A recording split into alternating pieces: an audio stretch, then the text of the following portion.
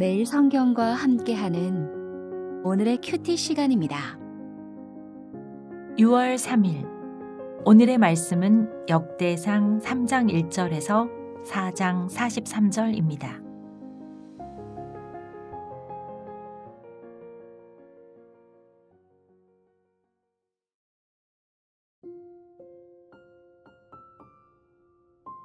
다윗이 헤브론에서 낳은 아들들은 이러하니 맏아들은 암논이라 이스라엘 여인 아히노암의 소생이요 둘째는 다니엘이라 갈멜 여인 아비가엘의 소생이요 셋째는 압살롬이라 그술왕 달메의 딸 마아가의 아들이요 넷째는 아도니아라 학깃의 아들이요 다섯째는 스바랴라 아비달의 소생이요 여섯째는 이드르암이라 다윗의 아내 에글라의 소생이니 이 여섯은 헤브론에서 낳았더라. 다윗이 거기서 7년 6개월을 다스렸고 또 예루살렘에서 33년을 다스렸으며 예루살렘에서 그가 낳은 아들들은 이러하니 시므아와 소밥과 나단과 솔로몬 네 사람은 다 암미엘의 딸 바수아의 소생이요 또 입팔과 엘리사마와 엘리벨렉과 노가와 네벡과 야비아와 엘리사마와 엘야다와 엘리벨렛 9사람은 다 다윗의 아들이요 그들의 누이는 다말이며 이 외에 또 소실의 아들이 있었더라.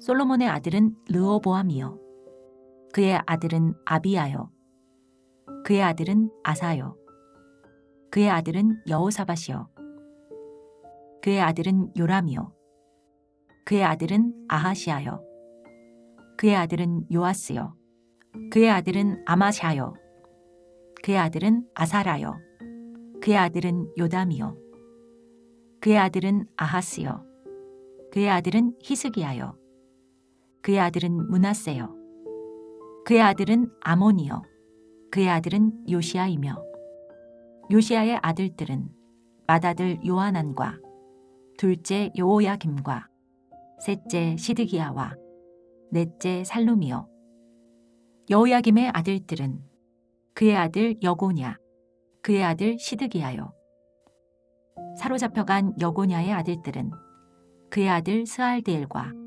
말기람과 부다야와 세나살과 여가мя와 호사마와 느다바요 부다야의 아들들은 스룹바벨과 시므이요 스룹바벨의 아들은 무슬람과 하나냐와 그의 매제 슬로믹과 또 하수바와 오헬과 베레갸와 하사디아와 유사베셋 5사람이요 하나냐의 아들은 블라랴와 여사야요 또 느바야의 아들 아르난의 아들들 오바다의 아들들 스가냐의 아들들이니 스가냐의 아들은 스마야요 스마야의 아들들은 핫두스와 이갈과 바리야와 느아랴와 사밧 6사람이요 느아랴의 아들은 에료에네와 히스기야와 아스리감 3사람이요 에료에네의 아들들은 호다이위아와 엘리아십과 블라야와 압국과 요하난과 들라야와 아나니 7사람이더라. 유다의 아들들은 베레스와 헤스론과 갈미와 훌과 소발이라. 소발의 아들 르아야는 야앗을 낳고 야앗은 아후메와 라앗을 낳았으니 이는 소라 사람의 종족이며 에담 조상의 자손들은 이스르엘과 이스마와 입바스와 그들의 매제 하술렐 보니와 그돌의 아버지 브누엘과 후사의 아버지 에셀이니 이는 다 베들레헴의 아버지 에브라다의 맏아들 훌의 소생이며 드고아의 아버지 아수울의 두 아내는 헬라와 나아라라.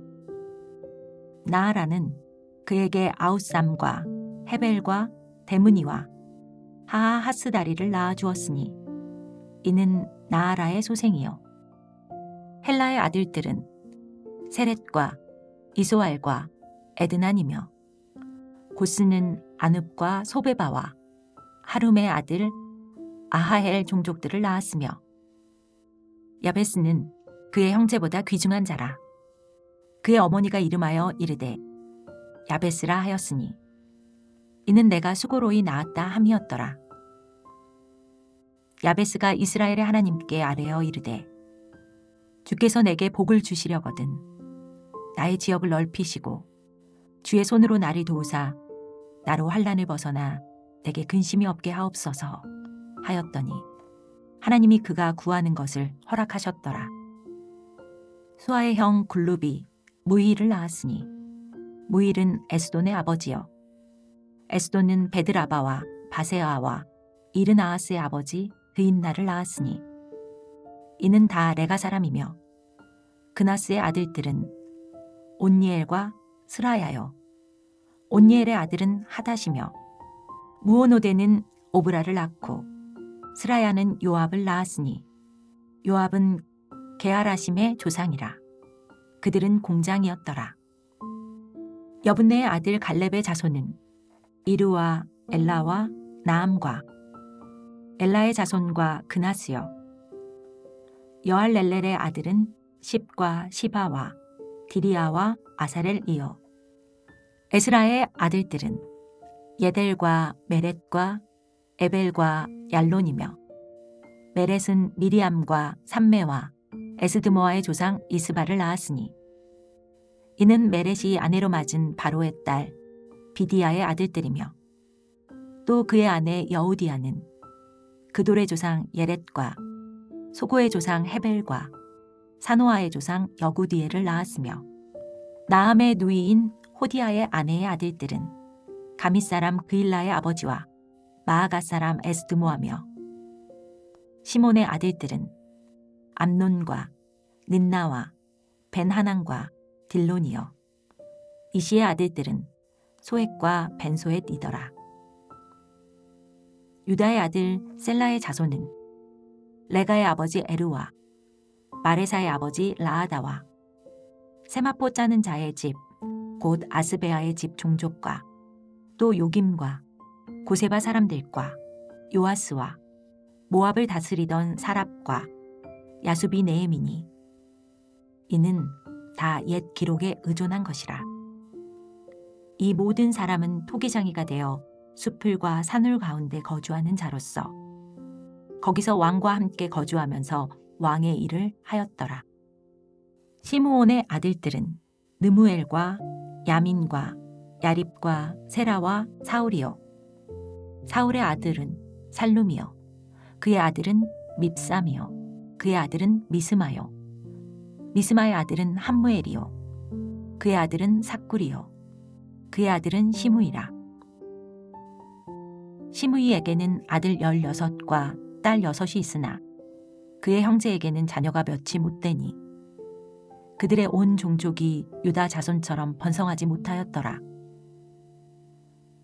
시므온 자손이 거주한 곳은 부엘세바와 몰라다와 하살수알과 비라와 에셈과 돌락과 부두엘과 호르마와 시글락과 벳말 가복과 하살수심과 벳비리와 사하라임이니 다윗 왕 때까지 이 모든 성읍이 그들에게 속하였으며 그들이 사는 곳은 에담과 아인과 림몬과 도갱과 아산 5성읍이요. 또 모든 성읍 주위에 살던 주민들의 경계가 바알까지 다다랐으니 시므온 자손의 거주지가 이러하고 각기 계보가 있더라.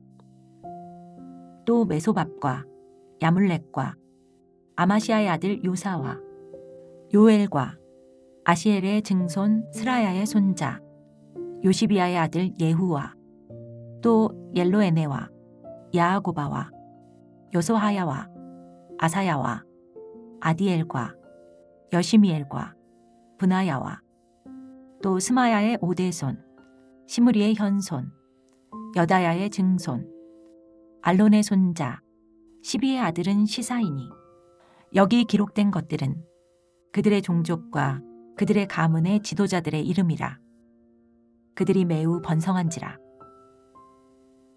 그들이 그들의 양떼를 위하여 목장을 구하고자 하여 골짜기 동쪽 그 돌지경에 이르러 기름지고 아름다운 목장을 발견하였는데 그 땅이 넓고 안정되고 평안하니 이는 옛적부터 거기에 거주해 온 사람은 함의 자손인 까닭이라. 이 명단에 기록된 사람들이 유다 왕 히스기야 때에 가서 그들의 장막을 쳐서 무찌르고 거기에 있는 모으님 사람을 쳐서 진멸하고 대신하여 오늘까지 거기에 살고 있으니 이는 그들의 양떼를 먹일 목장이 거기에 있음이며 또 시므온 자손 중에 500명이 이시의 아들 블라디아와 느아랴와 르바야와 우시엘을 우목으로 삼고 세일산으로 가서 피신하여 살아남은 아말렉 사람을 치고 오늘까지 거기에 거주하고 있더라.